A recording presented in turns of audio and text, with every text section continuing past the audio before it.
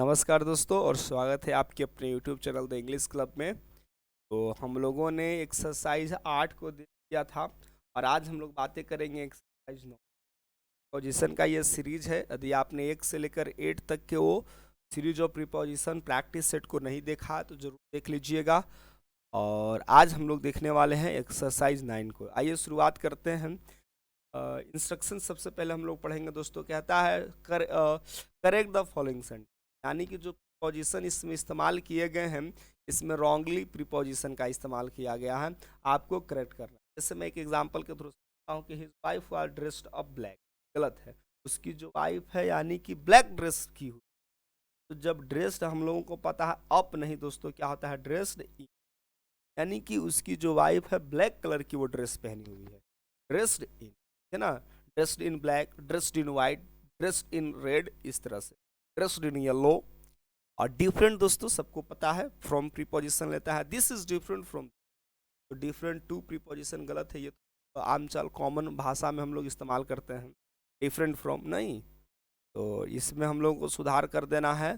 Different कौन सा लेता है दोस्तों प्रीपोजिशन, ये आपका ले लेगा फ्रॉम। ऑप्शन 2 हमारा क्या हो जाएगा, गलत। चलिए सेंटेंस नंबर 3 की ओर बढ़ते बढ़ते हैं। कहता है the publisher's capacity of hard work seems unlimited, यानी इस पब्लिशर की जो कैपेसिटी है ना, ऐसा कि हार्ड वर्क करने का, वो ऐसा लगता है कि अथाह है, अनलिमिटेड। ठीक है ना। चलिए देख लेते हैं इसमें क्या हमारा होना चाहिए, जल्द से बताओगे।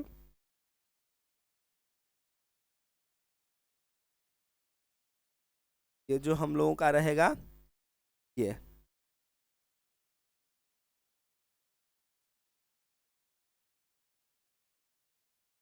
सिम्स आपका क्या हो जाएगा, जल्दी से बताओगे।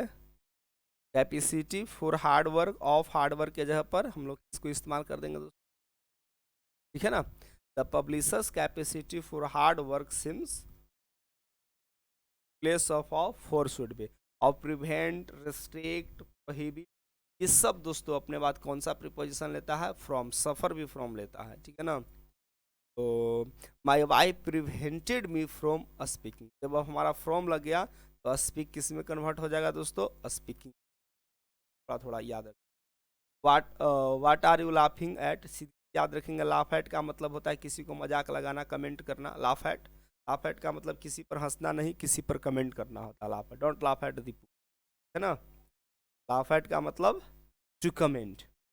इसमें हमारा एड प्रीपोजिशन मिसिंग था, यही हम लोग सुधार करना है। यहाँ पर प्रिवेंटेड फ्रॉम हो जाएगा, रिस्ट्रिक्टेड फ्रॉम हो जाएगा, प्रोहिबिट फ्रॉम हो जाएगा, सफर फ्रॉम हो जाएगा, डिटेस्ट फ्रॉम हो जाएगा, ठीक है ना। ये हमको याद रखना।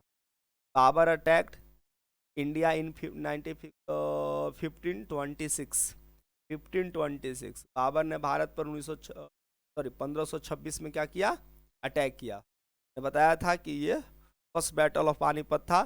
तो दोस्तों ये कि यहाँ पर रूल समझना है कि जो अटैक हमारा होता है, यहाँ पर मैं समझा, अटैक के साथ हम कोई प्रीपोजिशन नहीं इस्तेमाल करते, तो ये डायरेक्ट अपने बाद ऑफ। जैसे ही अटैक्ड ऑन हिम, गलत, अटैक्ड हिम, है ना। तो बाबर अटैक्ड इंडिया, ना कि ओवर इंडिया हो जाएगा। यहाँ पर दोस्तों कोई प्रीपोजिशन। सेंटेंस नंबर 6 में हम लोगों को ओवर को रिमूव कर देना है, बाकी सेंटेंसेस करेक्ट हो जाएंगे। The officer investigated into the case, मैंने बताया था कि सेम रिपीटेड क्वेश्चन है। इन्वेस्टिगेट का मतलब भी होता है जांच पड़ताल करना, तो फिर जबरदस्ती हम लोग इनटू लगा करके ये सेंटेंस को क्या कर दिए हैं, गलत कर दिए। ऑफिसर ने इस केस को रिलेंटरेसली क्या किया, इन्वेस्टिगेट किया। इन्वेस्टिगेट इनटू करने की कोई ज़रूरत नहीं है, यह भी ट्रांजिटिवली इस्तेमाल होगा। और ट्रांजिटिवली का खासियत क्या बताया है दोस्तों, कि जब हम लोग के पास जब वर्ब जो ट्रांजिटिव होता है, ये अपने बाद डायरेक्ट ऑब्जेक्ट लेता है, इसके बीच में कोई हम लोग प्रीपोजिशन को मेंशन नहीं, यानी वर्ब और ऑब्जेक्ट के बीच में हम लोग पोजिशन को क्या करते हैं, अवॉइड करते हैं या रिस्ट्रिक्ट। सेंटेंस नंबर 7 में इनटू को रिमूव कर देना है और इसके जगह पर कोई प्रीपोजिशन नहीं। पोवर्टी कम्स फ्रॉम आइडलनेस, ये देखने में सेंटेंस लग तो रहा है दोस्तों कि सही है, लेकिन यहाँ पर मेरा क्वेश्चन मार्क होगा। क्वेश्चन मार्क ये होगा दोस्तों कि कम्स फ्रॉम यहाँ पर नहीं होगा दोस्तों, यहाँ पर हम ऑफ इस्तेमाल करते है ना। जो हमारा ऑफ होगा ये ज़्यादा टेबल होगा। बढ़ते हैं अगले क्वेश्चंस की ओर। ये तो मैंने आपको बताया हुआ क्वेश्चन है कि what is the time by your watch, not from. आपको यदि किसी से समय पूछना है, बताइए कि अब सर क्या आपकी घड़ी में कितना समय बचा है, हम लोग सोचते हैं कि घड़ी में, तो what is the time in your watch बोलते हैं, गलत sentence. What is the time by your watch already discuss किया है, तो इन योर वॉच नहीं, फ्रॉम योर वॉच नहीं, राइट पेज बनता है by your watch. What is the time by your watch, तो कहते हैं simply it is 3:50, it is 3:10, it is 3 o'clock, right. इस तरह से हम आंसर करते हैं। लेट मी ग्लांस, ग्लांस याद रखेंगे दोस्तों, ग्लांस जो हमारा वर्ब होता है, ग्लांस नाउन भी होता है, अलग कहते हैं, एक झलक। ग्लांस नाउन होता है और वर्ब होता है। ये दोस्तों अपने बात एट कहते हैं preposition at a glance. Let me glance on that beauty, let me glance at that beauty, भाई उस खूबसूरत लड़की को एक बार देख लेने दे, एक झलक देख लेने दे। दोस्तों हम यहाँ पर जो इस्तेमाल करेंगे वो हमारा at place of on we have to use at, है ना। और हमने बताया था he is busy in his work होता है, देखो साथ हम इन कब लगाते हैं, जैसे ही इज बिजी इन डूइंग, यानी बिजी के साथ इन होता है जब हम लोग उसके बाद जनरली दोस्तों हम बिफोर अर्थात जेरंड फॉर्म।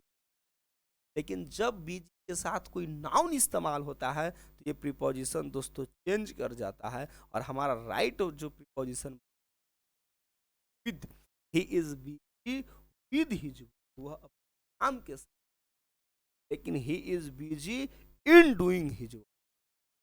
इसी कैसे डिफरेंट आप पता चल रहा है, इन प्रीपोजिशन मेरा सही होगा, लेकिन जब यहाँ पर आपको कोई वर्ब मिल, जैसे ही is busy in falling, he is playing, is busy in singing, doing work in.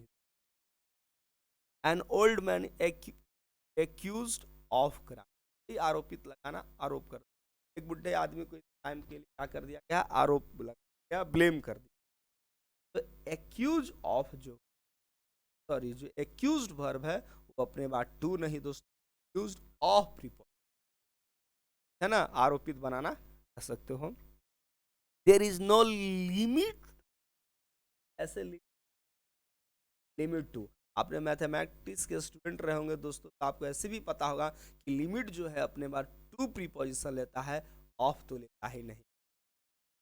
यहाँ पर ऑफ को हम लोग अवॉइड करेंगे और ऑफ के जगह पर हम लोग टू इस्तेमाल करेंगे। अगला सेंटेंस है दोस्तों पास, मिस्टर प्रसाद हैज साइंड,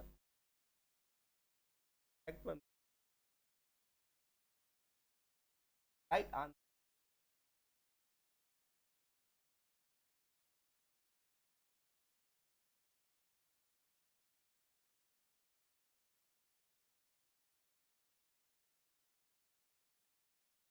हम क्या करते हैं इसमें, हम प्रीपोजिशन को मोस्ट ऑफन क्या करते हैं, नेग्लेक्ट करते हैं, अवॉइड करते हैं। तो जो दिखने में तो लग रहा है कि कॉन्ट्रैक्ट पर साइन किया, कॉन्ट्रैक्ट को साइन किया, को साइन किया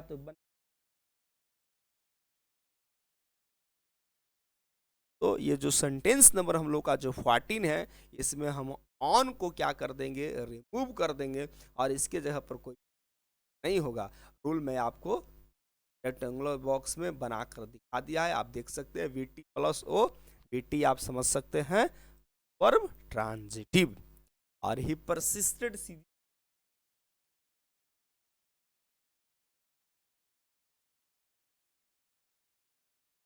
आया है, टू के साथ दोस्तों हमारा भी1 फॉर्म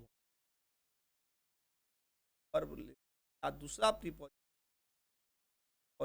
के बाद जो वर्ब होता है मोस्ट ऑफन दोस्तों V4 होता है। जैसे मैंने एग्जांपल देकर बताया था, he is busy in do नहीं हो सकता है, in do नहीं हो सकता है, in doing हो सकता है। तो जब persisted हम ऑफ लगा देंगे तो से दोस्तों saying में कन्वर्ट हो जाएगा, और राइट आंसर बनेगा he persisted of saying this, he persisted of saying, है। तो यहाँ पर हमारा टू के जगह पर ऑफ और से के जगह पर दोस्तों हमारा सेइंग सही हो जाएगा। और fortunate I am fortunate to have a friend like.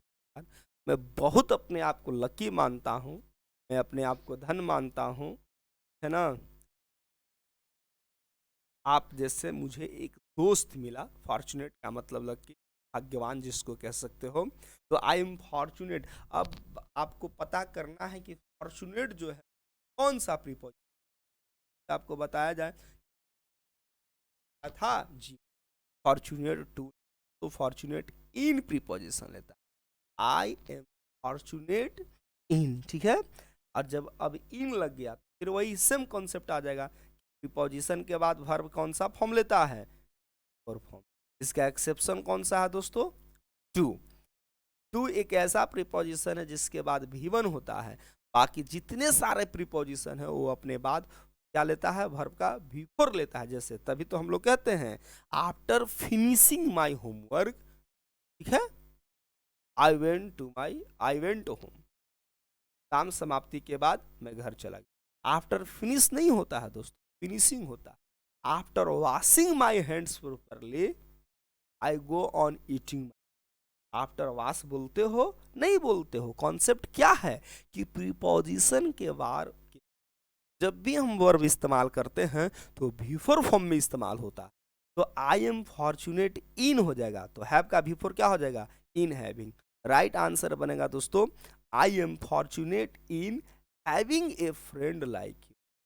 आप जैसे दोस्त पा करके मैं आपको बहुत ज़्यादा फॉर्चुनेट महसूस, लकी महसूस हूँ। और असिस्टेड का मतलब होता है दोस्तों मदद पहुंचाना।